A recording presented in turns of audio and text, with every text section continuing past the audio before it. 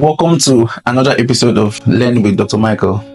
So today we're going to be talking about buying property from abroad. If you're interested in buying property from Nigeria, this video is a must watch for you. As a real estate consultant, we've handled a lot of projects for some of our clients who are not currently in Nigeria, and before they come to us, they usually have a lot of complaints. So this is the reason why we are doing this video for the general public, so that you are aware of the things that you need to know and do before you purchase a property here in Nigeria. The first one is your due diligence. You must do your due diligence before you buy a property, most especially on the documents, the documentation. Is it a C of O? Is it an R of O? Is it a governor's consent, deed of assignment, power of attorney? All those things must be verified before you purchase a property here in Nigeria. For your due diligence, it's important that you use a reputable lawyer. It is very, very important, because you can decide to do this on your own and then you make a lot of mistakes. Using a lawyer saves you a lot of stress, and most times I advise that clients actually use their personal lawyer, not the company's lawyer or the realtor's lawyer. Use your personal lawyer to do all your verifications. This saves you a lot of stress and stories in the future. Choose a reliable developer or realtor, and this is totally dependent on the project that you want to do.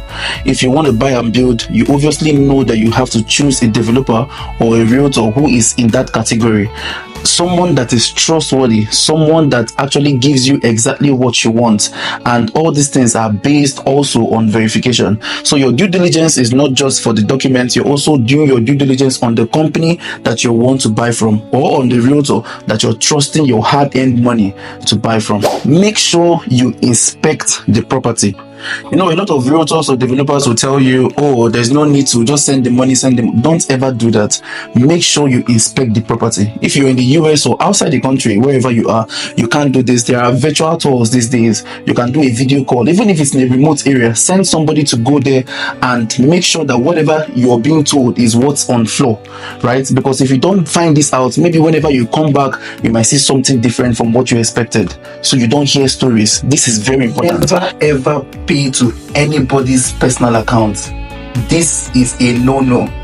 When you want to make payments for anything real estate, make sure you're paying into a company's account, and immediately after payment, they are sending you a receipt of payment.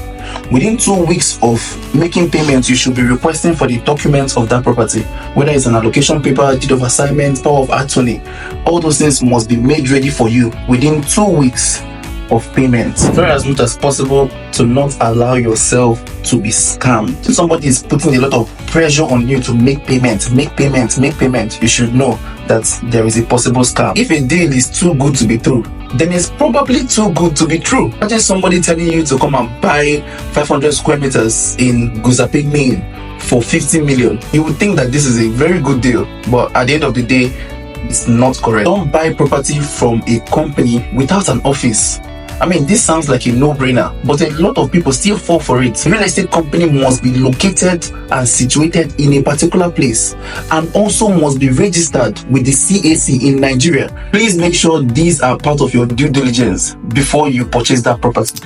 I'm going to tell you a little secret that so many people don't know when it comes to property. Do you know that when you start fencing a property, that's when you know the real owners of that particular property? So when you buy a property, try as much as possible to secure it. This means put a fence around it, do something on the property, develop it a little.